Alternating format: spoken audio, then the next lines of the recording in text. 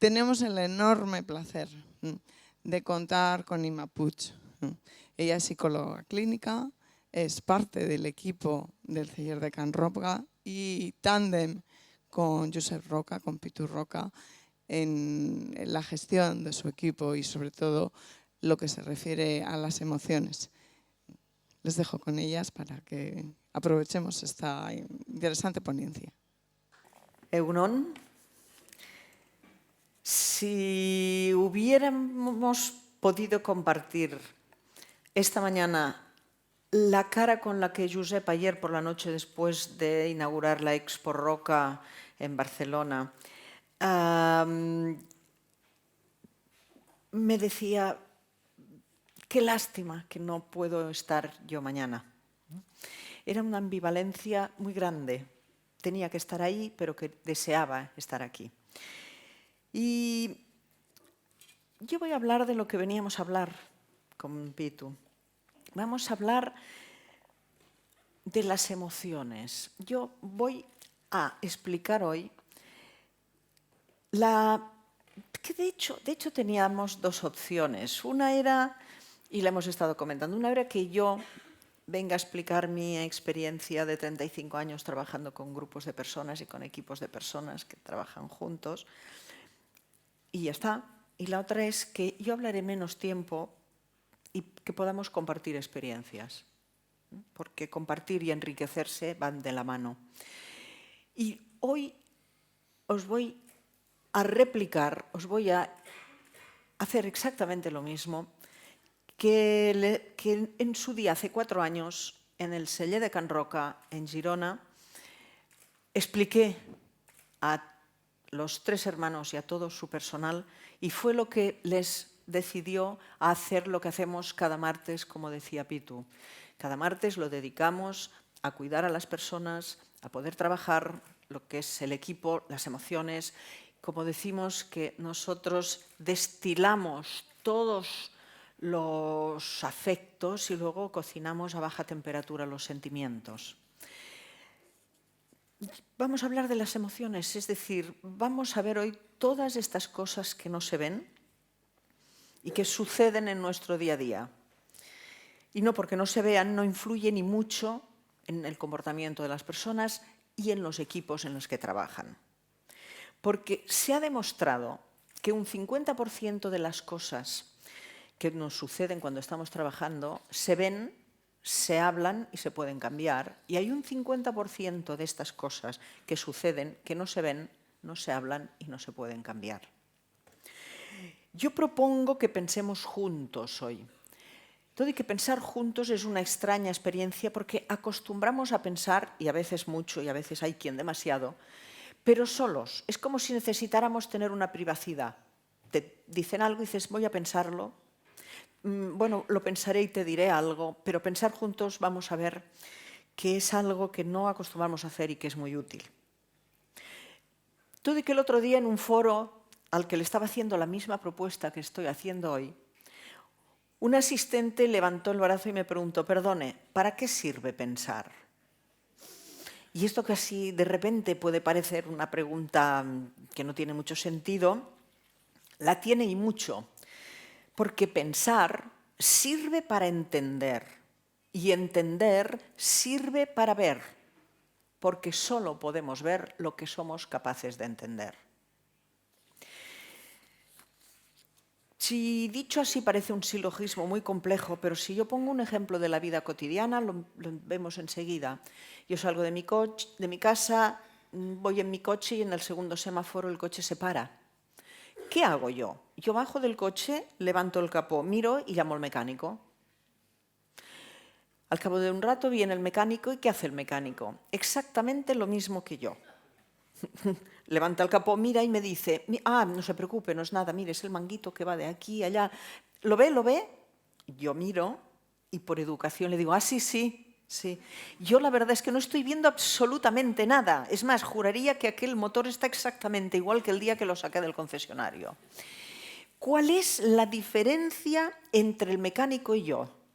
La diferencia es que él entiende de motores y ve. Yo no entiendo de motores y no veo. Con las personas pasa exactamente lo mismo. para poder ver la cantidad de cosas que suceden cuando se están relacionando entre ellas, hay que entenderlas. Porque comprender permite anticiparse y la anticipación siempre es una buena compañera de viaje. Cuando siempre explico que para poder ver hay que entender y que hay varios caminos para poder entender a las personas, siempre me viene la misma imagen a mi cabeza, y es una montaña muy alta. ¿Y por qué me vendrá a la cabeza una imagen de una montaña muy alta? Porque yo, que soy montañera y me gusta subir por las montañas, cuando pregunto un nuevo lugar donde no he estado, me acostumbran a decir, hay dos vías, hay la corta y difícil y la más larga y más sencilla. Y para entender a las personas pasa exactamente lo mismo. Tenemos dos caminos. Uno es corto, más difícil, hay que estar preparado, hay que haberse entrenado para ello. Y hay otro más sencillo, que está al alcance de todos. El más difícil, al que hay que estar preparado, es ponerse en el lugar del otro. Se puede, pero hay que haberse preparado. Y luego hay el camino, que es al alcance de todos y que consiste en seguir la anatomía. Y digo anatomía y algunos de vosotros me estáis mirando diciendo, Inma se acaba de equivocar de palabra, ha dicho anatomía. Y no, quiero decir anatomía, porque cuando digo anatomía digo que tenemos dos oídos y una boca, con lo cual hemos de escuchar el doble de lo que hablamos si queremos entender al otro. Y ya que estamos con los oídos y tenemos dos, con uno hemos de escuchar lo que nos dicen y con el otro lo que no nos dicen, que a veces es más importante que lo que nos están diciendo. Yo llevo más de 35 años trabajando con equipos de personas, con personas que forman un conjunto, que han de trabajar juntos. Y, como podréis comprender, he probado multitud de métodos. Algunos me han dado los resultados deseados y otros chascos considerables, por lo que me he quedado con el que siempre me da resultado. Y siempre me da resultado porque, aunque a veces las circunstancias no nos permiten conseguir el objetivo que nos hemos fijado, con este método siempre tenemos algo ganado, y es que tenemos un mayor y mejor conocimiento de las personas.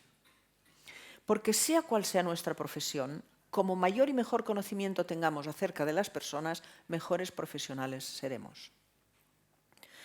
El método, yo voy a comentar cuál es el método que utilizo y que de hecho utilizamos en el Celler los martes.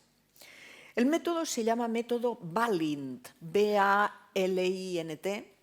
Toma el nombre de su creador, Michael Balint. Y Michael Balint era hijo de un médico rural de un pequeño pueblo de Hungría. Él vio lo que era ser médico, porque su padre muchas veces le decía, acompáñame, que me han llamado de una casa de las afueras, que ha pasado algo. El pequeño Michael iba con su padre y llegaban a la casa y él veía cómo su padre atendía. Es decir, entraba hasta donde estaba el enfermo, se sentaba en la cama, lo miraba a los ojos, lo tocaba y le decía, ¿qué ha pasado, Pepe? Ay, doctor, que se me ha caído el tractor encima. Otra vez, lo atendía, lo cuidaba, hablaban de que ya podían pronto ir a volver a pescar o a cazar.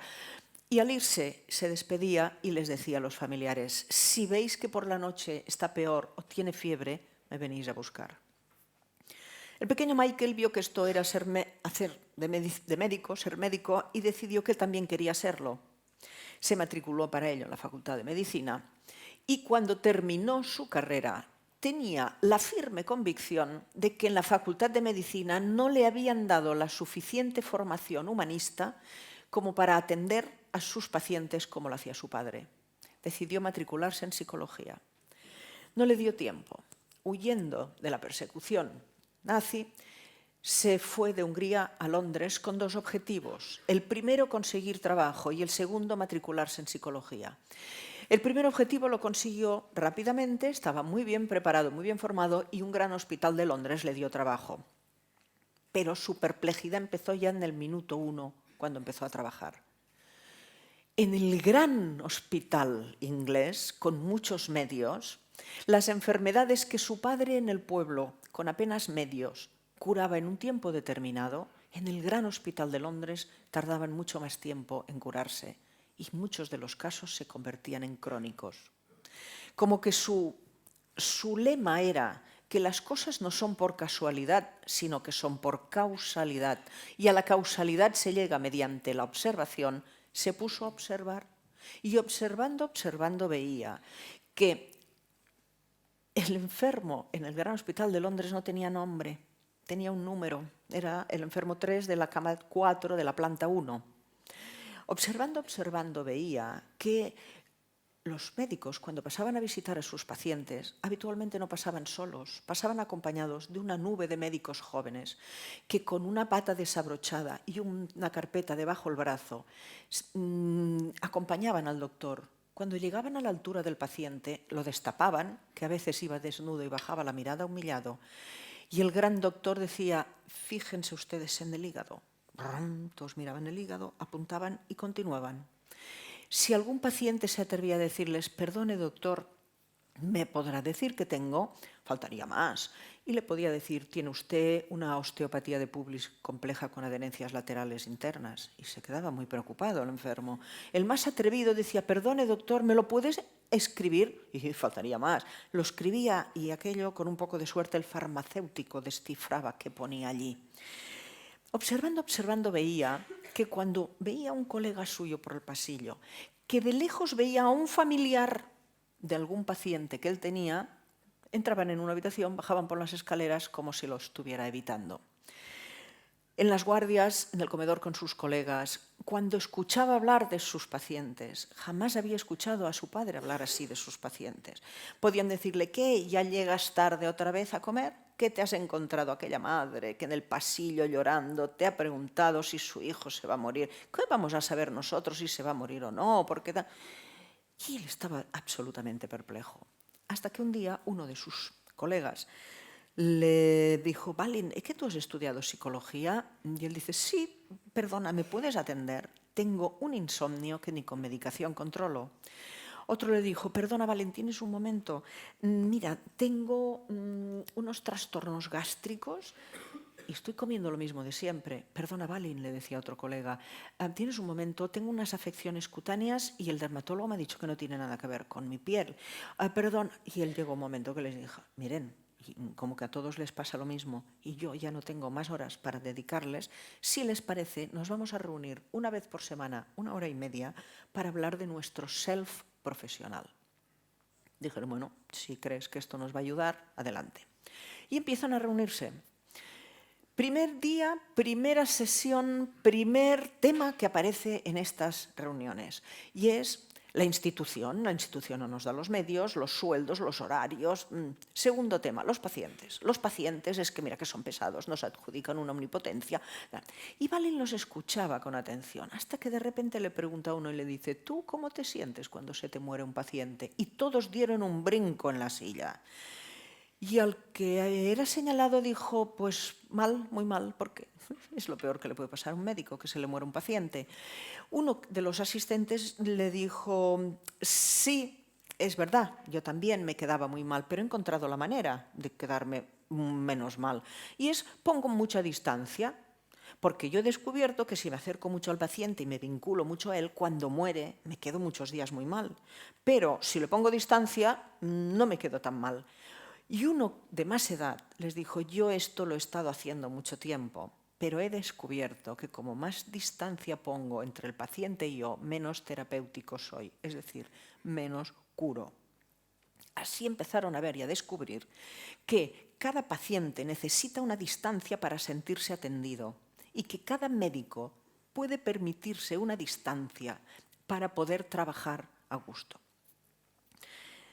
Termina la temporada, están todos encantados, agradecidísimos al doctor Balin, su forma de trabajar ha cambiado, su nivel de vida personal y profesional, la calidad de vida ha sido muy alta y profesional también, y deciden que ya han terminado el grupo. Muy agradecidos, se despiden del doctor Balin.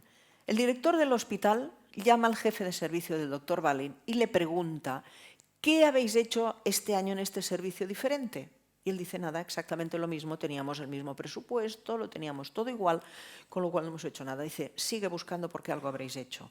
Y al preguntarle: ¿me da usted una pista? Porque no sé dónde buscar, le dice: este año en este servicio ha habido mayor rotación de camas, es decir, los enfermos se han curado antes y hay menos crónicos. Siguió buscando y finalmente vio que lo único que se había hecho diferente era los grupos Balin. El jefe de servicio dijo: pues no pensaba yo que esto iba a ser tan útil. Y el director del hospital dijo: pues si vamos a querer comprobar si esto es así, le vamos a pedir al doctor Balin que haga lo mismo en otro servicio. El doctor Balin lo hace con el mismo resultado.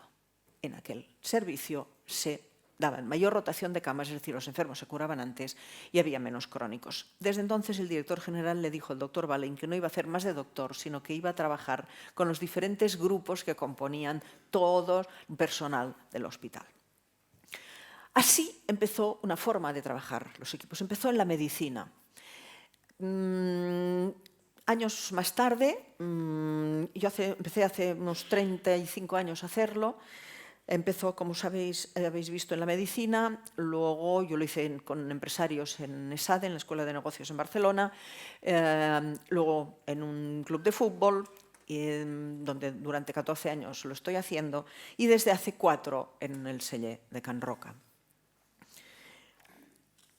La medicina, la empresa y el deporte, podríamos decir que pasan cosas que no se explican con la lógica ni de la medicina, de la empresa ni del deporte.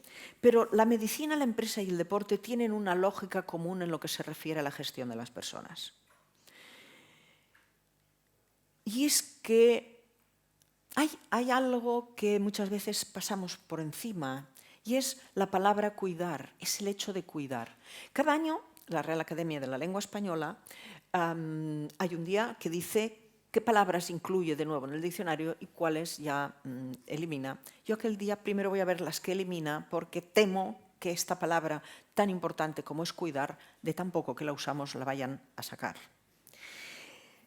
Es decir, cuidar es una palabra que es muy peculiar. Cuidar, la palabra cuidar es tan peculiar que no tiene opuesta. A una persona, si la cuidas, tienes una persona cuidada. A una persona, si no la cuidas, tienes una persona deteriorada.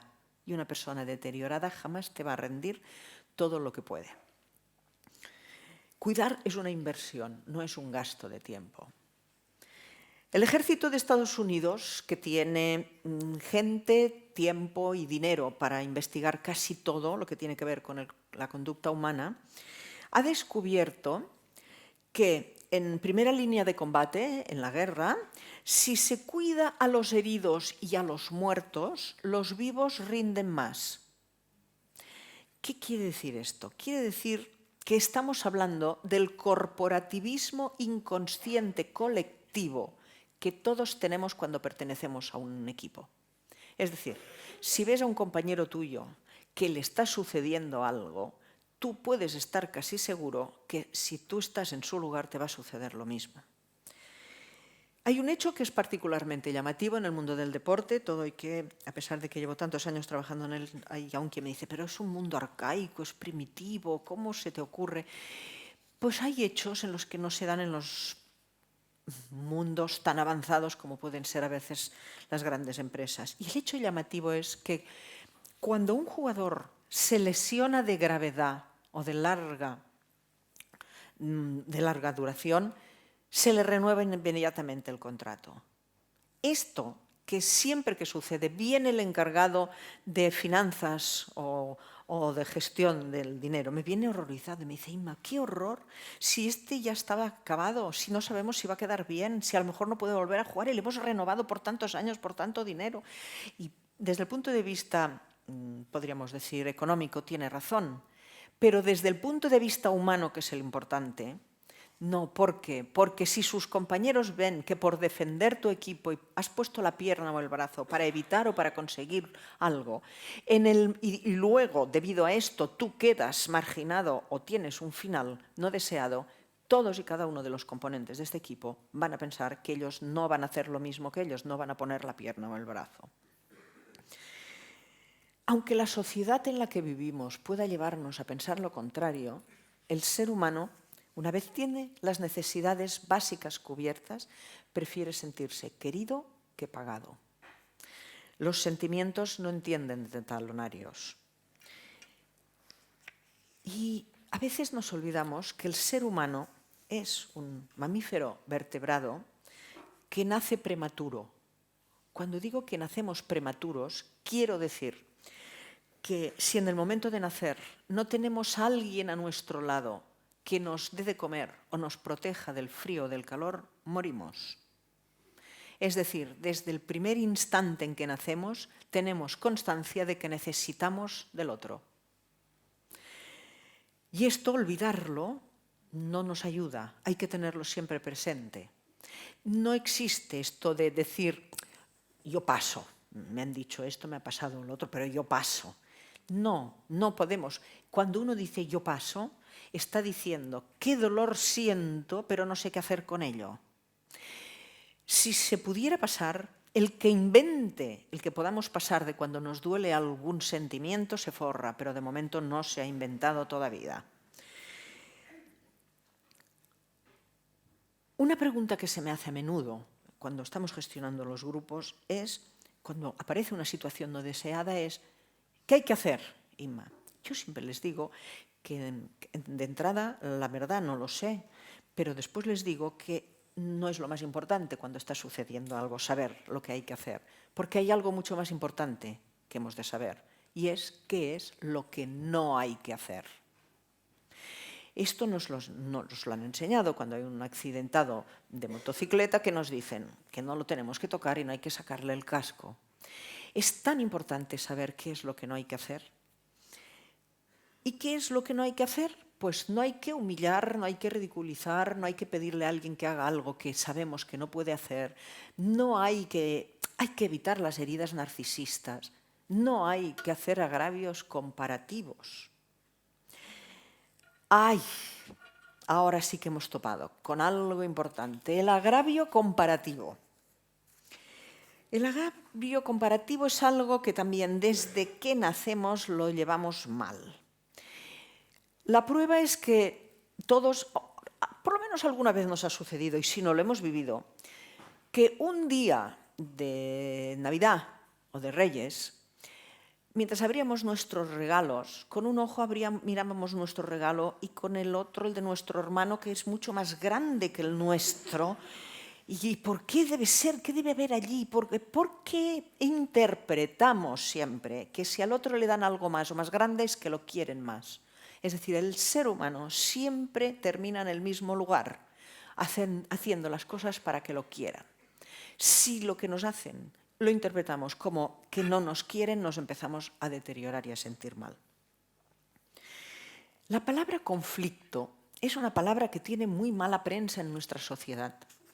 Yo todavía no entiendo por qué, pobrecita, pero yo no sé si os ha pasado, a mí no me ha pasado jamás que cuando he llegado a un lugar porque sucedían algo que teníamos que intentar mejorar y yo he preguntado, ¿qué tal es esta persona? Jamás me he encontrado que me hayan dicho, oh, Inma, ¿es tan conflictivo? Nunca. Siempre me he encontrado con lo contrario. Pregunto, ¿y esta persona qué tal? No, técnicamente es muy bueno, funciona, hace esto, pero es un poco conflictivo y me ponen cara de asco. ¿Por qué? ¿Qué pasa con el conflicto? El conflicto en realidad es un regalo. En conflicto, si habláramos en términos de cocina, diríamos que es como el cerdo, se puede aprovechar todo. ¿Por qué? Porque un conflicto no es nada más ni nada menos que el deseo de que una situación que estaba equilibrada y se nos está desequilibrando vuelva a equilibrarse. ¿Y quién señala? El que en el desequilibrio sale perdiendo. Porque ya hay veces que vemos que algo se está desequilibrando y está cambiando, pero como que salimos beneficiados, decimos, calla, calla. Cuando somos muchos los beneficiados y uno el perjudicado, cuando el perjudicado dice, oye, que esto, los demás dicen, ay, qué pesado eres, siempre quejándote, cállate. ¿Por qué? Por egoísmo, que es otra palabra que tampoco sé por qué tiene tan mala prensa, pero esto sería otro monográfico sobre el tema. Es decir, El conflicto es una manifestación del deseo de que algo que se está desequilibrando se equilibre, pero nos molesta. ¿Por qué nos molesta? Pues nos molesta sencillamente porque cuando hay un conflicto y alguien lo pone encima de la mesa que no hemos sido nosotros, hay algo muy claro, y es, ¿qué ha pasado? Pueden haber pasado dos cosas, ¿a cuál peor? Que es que no nos hemos dado cuenta, es grave, si estamos nosotros al cargo de este equipo, o que sí que llevamos tiempo dándonos cuenta y no hemos hecho nada porque no sabíamos qué hacer. Es decir, no lo hemos ni hablado. Lo peor que le puede pasar a un equipo de trabajo es no hablar las cosas que están sucediendo. Todo lo que se habla, a veces hay disgustos, hay gritos, hay llantos, hay portazos, pero ahí está. Todo lo que no se habla, esto es lo que es un quiste mortal. Un equipo que trabaja, un equipo que tiene éxito en su trabajo, no es un equipo al que nunca le pasa nada y por esto tiene éxito y por esto luce. No, no.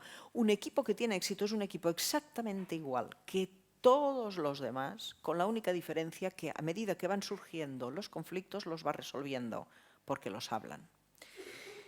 Los equipos tienen una sabiduría secreta y reaccionan con resultados agradables cuando se sienten cuidados y con resultados dolorosos cuando se sienten doloridos.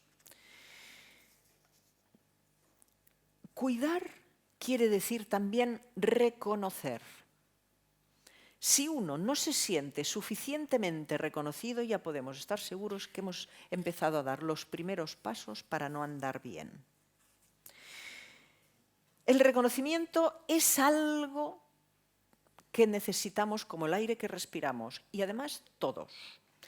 Cuando alguien nos venga y nos diga, yo no necesito, la verdad, mucho el reconocimiento, porque yo ya sé que lo hago bien y yo ya sé cómo lo hago, ya podemos estar seguros también que estamos delante de alguien que se le ha negado tantas veces el reconocimiento que ya no quiere ni desearlo por si no se le da sentir el dolor.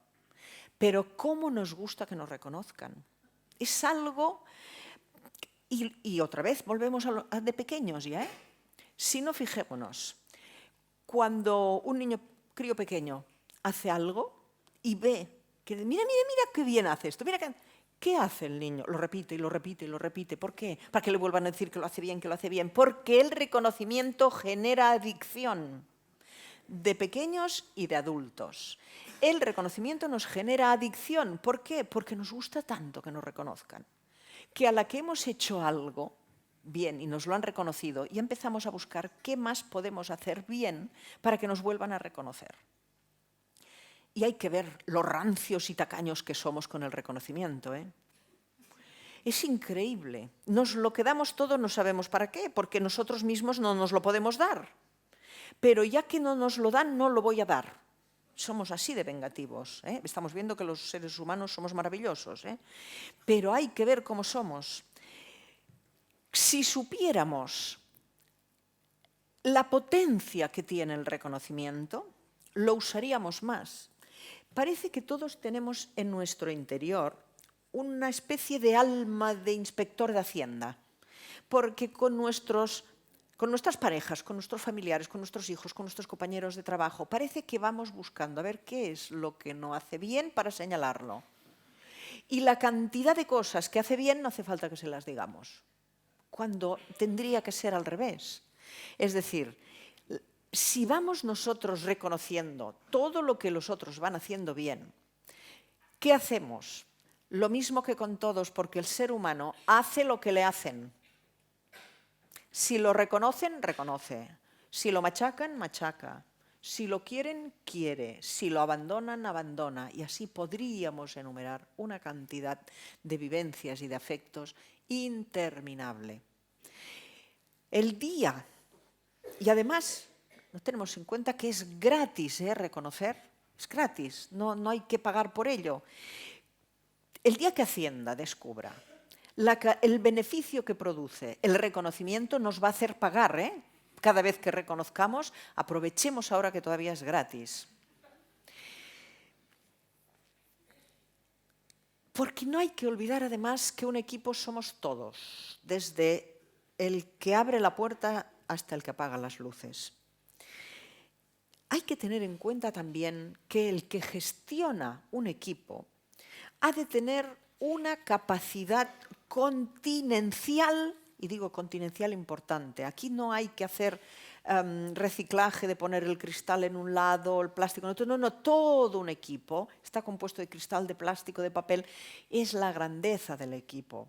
Pero el responsable de un equipo ha de tener una capacidad de ser empático con cada uno de estos materiales que tiene, con cada una de las personas, porque en la variedad, en la diferencia está el enriquecimiento. Un equipo en el que todos son iguales es un equipo, pero un equipo en el que hay diferencias y que cada uno las puede aportar es un equipo completo.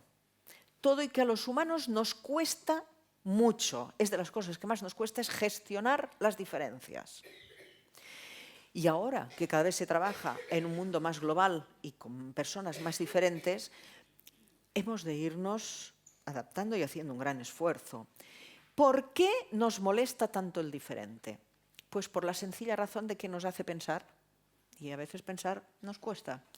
Es decir, mientras estamos con alguien que habla como nosotros, come como nosotros, trabaja como nosotros, viste como nosotros, estamos tranquilos, somos todos iguales. Pero a la que aparece el diferente, entonces ya uno empieza a decir, ¿y este por qué hace esto así? ¿Y yo por qué lo hago diferente? ¿Y es mejor o es peor? Y es, pues no es mala idea lo que está haciendo él. ¿Y si yo también lo hago, pero claro, ahora tengo que empezar de cero y con todo lo que... Uy, quita. Uno empieza a sentirse... ¿Y qué hace? Este raro, fuera, o está loco.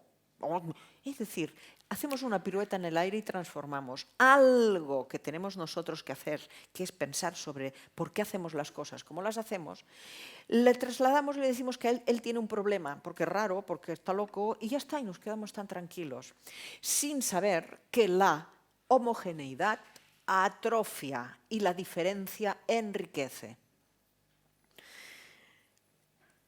Cada persona de las que constituye nuestro equipo tiene un talento propio, aunque a veces parezca que no.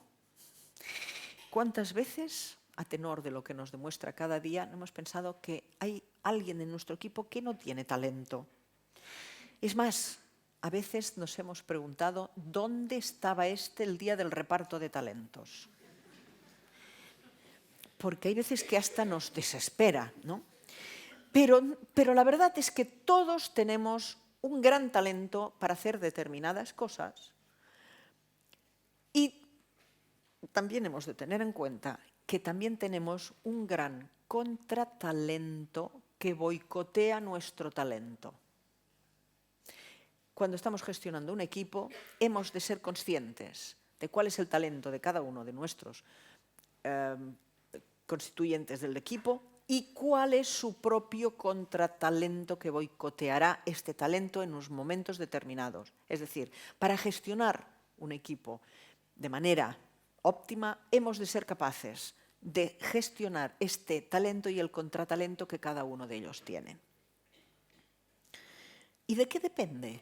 De que hagamos las cosas bien o mal. Porque sí que todos estaremos de acuerdo en que mientras estudiábamos una misma materia, con según qué profesor era apasionante y con según cuál parecía un suplicio. A todos nos ha pasado que con según qué jefe nos levantábamos con ganas de ir a demostrar todo lo que sabíamos y con que según cuál pensábamos una gripe a tiempo para no ir a trabajar. Es decir, ¿por qué también vemos a veces que un deportista con según qué entrenador parece el mejor y según con qué, haciendo lo mismo con otro entrenador, parece que no sepa jugar? ¿De qué depende? Pues depende de la mirada. ¿Y qué quiero decir cuando estoy diciendo depende de la mirada? Pues depende de la mirada del otro. Esto es lo que Robert Rosenthal en 1964 quería demostrar, porque uno de los interrogantes más grande que desde que la humanidad es humanidad quiere conocer es el porqué de la conducta humana. Es decir, por qué hay un individuo se comporta de una manera ante una situación y otro individuo ante la misma situación se comporta de otra manera. Y empezaron a estudiarlo, pero cuando no había muchos medios, se decidió que todo era genético. Es decir, tú nacías con una carga genética y esto es lo que te condicionaba a comportarte de una manera u de otra durante toda tu vida. Hasta que, en un momento determinado, y debido a un parto de gemelos en el que murió la madre, dieron un bebé a una abuela y otro bebé a la otra abuela.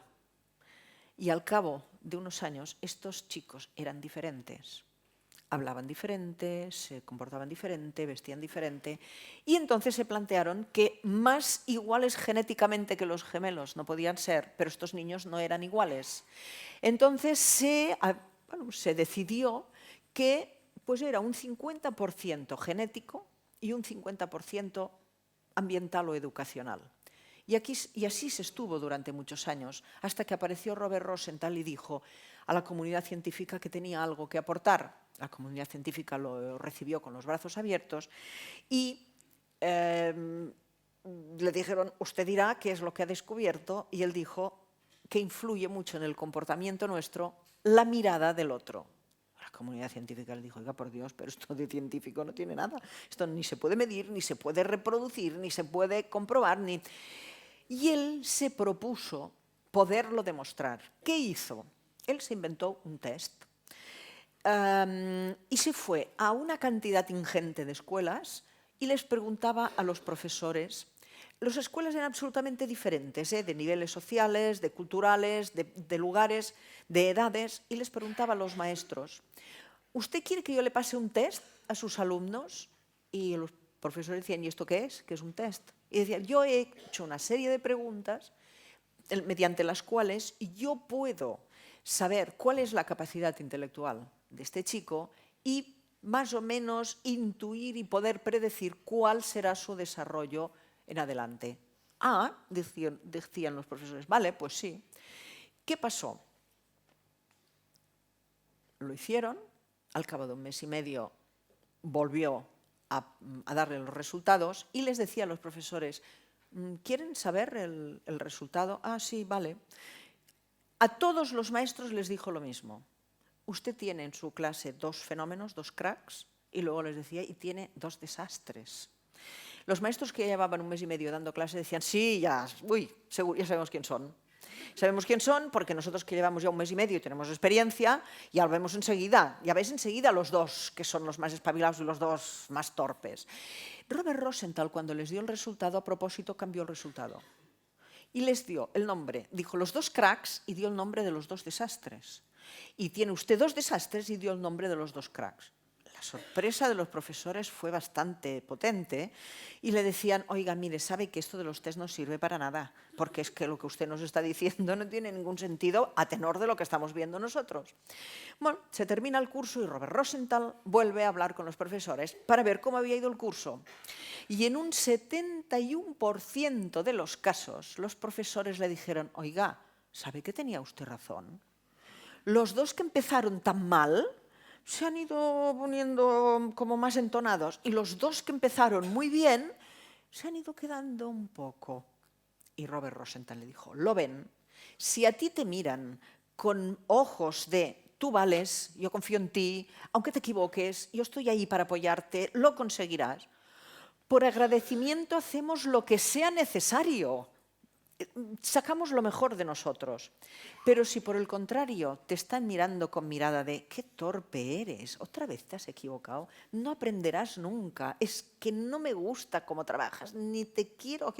Cada vez empezamos a hacerlo peor y lo que sabíamos hacer muy bien, llega un momento que parece que no sabemos hacerlo y lo que es peor, no queremos ni hacerlo.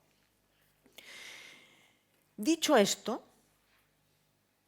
podría parecer que entonces estamos absolutamente y totalmente condicionados por la mirada del otro. que esto es cierto, pero no es verdad. Es cierto que la mirada del otro nos condiciona, pero no es cierto que no seamos nosotros los que podemos escoger, evitar o protegernos de con qué mirada nos dejamos mirar. El código de nuestra relación con el otro lo hemos de marcar siempre nosotros. ¿Qué quiero decir con esto? Pues pondremos otro ejemplo, no diré de la vida cotidiana porque no me ha pasado nunca, pero lo vamos a entender. Yo salgo de mi casa y en la segunda calle me cruzo con un señor que no he visto nunca en mi vida y sin decirme nada se me acerca y me da un puñetazo que me deja tambaleando. Yo de primer momento digo, ¿y este señor si no lo conozco de nada, por qué me habrá pegado a mí? Y yo puedo empezar a hacer interpretaciones, que todas pueden ser ciertas o todas erróneas, y yo puedo decir, bueno, a lo mejor se ha peleado con su mujer y yo me parezco a su mujer y quería pegarla a ella y me ha pegado a mí, siempre ha deseado pegar a su madre y yo le recuerdo a su madre. Yo puedo hacer muchas interpretaciones, todas ciertas o todas equivocadas, pero yo me tengo que hacer una pregunta inmediatamente, y es, hoy, cuando yo salía de mi casa, ¿quería tener una relación a puñetazos con un señor que no conozco de nada? Mi respuesta es no. Pues yo me voy con mi puñetazo a otro sitio. Ante el mismo caso, el señor me da el puñetazo y yo digo, a Imma Puig nadie le da un puñetazo. Y le doy yo a el otro. Si sin yo haberle dado ninguno, él me ha dado uno a mí, imaginaros que ahora sí, yo le doy uno, me lo devolverá y al cabo de un rato nos vendrán a separar porque estamos a puñetazo limpio. Y si yo me hago la pregunta que me tengo que hacer siempre es, yo cuando hoy salía de mi casa quería tener una relación a puñetazos con un señor que no conozco de nada, mi respuesta es no. ¿Y pues qué estoy haciendo? Yo estoy haciendo lo que él sí quiere hacer. Él sí ha salido de su casa con la idea de tener una relación a puñetazos con alguien que no conocía de nada. Esto que parece tan absurdo nos pasa cada día cantidad de veces. Yo salgo de mi casa y cada mañana me encuentro al mismo vecino en el ascensor y yo lo saludo y le digo buenos días y él no me contesta. Y al día siguiente buenos días y no me contesta. ¿Cuánto tiempo estaremos saludando a alguien que no nos contesta? Depende de la paciencia de cada uno, pero ¡ay, qué peligro hay! Porque de repente un día diremos buenos días y no nos saludará y al día siguiente diremos no lo saludo más. Y al día siguiente lo encontraremos y haremos como él, no lo saludaremos. La pregunta a hacernos es, ¿nosotros queremos tener una relación maleducada con los vecinos? No. ¿Qué estoy haciendo? Lo que los vecinos maleducados sí quieren que yo haga. Es decir, muchas veces no nos damos cuenta y al final del día estamos haciendo cantidad de cosas que no queremos hacerla, pero como que el otro la hace, yo también. ¿Qué se ha pensado? Por ejemplo, yo llego al trabajo y yo me pongo a trabajar en mi despacho, pero todos se van a la máquina de café y allí comentan la película, el partido, el no sé qué, el no sé cuántos, y yo estoy trabajando. Y un día digo, ¿sabes qué? Se ha terminado. Yo me voy a la máquina de café. Y si me preguntan, ¿pero tú tomas café? No, yo no tomo café, pero yo me voy a la máquina de café como todos. Y dices, pero qué absurdo. No, es absolutamente raro. Estás en una reunión y el otro te levanta el tono de voz. Y tú sigues con tu tono y el otro sigue levantando la voz. Y finalmente tú la levantas. Y dices, porque parece mentira. Y te dicen, ¿pero por qué gritas? No, yo no, es él que me ha empezado a gritar. Y claro, yo también tengo que gritar. No tienes que gritar si no quieres gritar. Es decir, y no nos damos cuenta. Y al final del día, nos ha pasado un montón de veces esto y llegamos a casa derrotados y nunca mejor dicho, porque hemos perdido 27-0. 27 veces hemos hecho cosas que no queríamos hacer, pero los otros sí. Te están ganando cada vez que tú estás haciendo algo que no quieres, pero el otro sí quiere. El otro día, en una entrevista, me preguntaban cómo serán las personas del futuro, ¿no? Y las emociones en el futuro, ¿no? Porque estamos viendo que hay tantos cambios en tantos campos que preguntan, bueno, ¿y las emociones pobrecillas dónde van a quedar con todo esto, ¿no? Y yo les comentaba que una persona con futuro es una persona que no tiene coartada la creatividad, porque la creatividad permite ver y elaborar la realidad, ya que todo lo que está fuera de la realidad tiene las patas cortas. El futuro para mí es algo que no tiene que ver con el tiempo. El futuro no es lo que vendrá mañana, aunque yo siga haciendo lo mismo que hoy. El futuro es transformar una cosa en otra, desde el respeto, porque el respeto permite la creatividad, esta nos lleva a la innovación y la innovación es lo que convierte el presente en el futuro.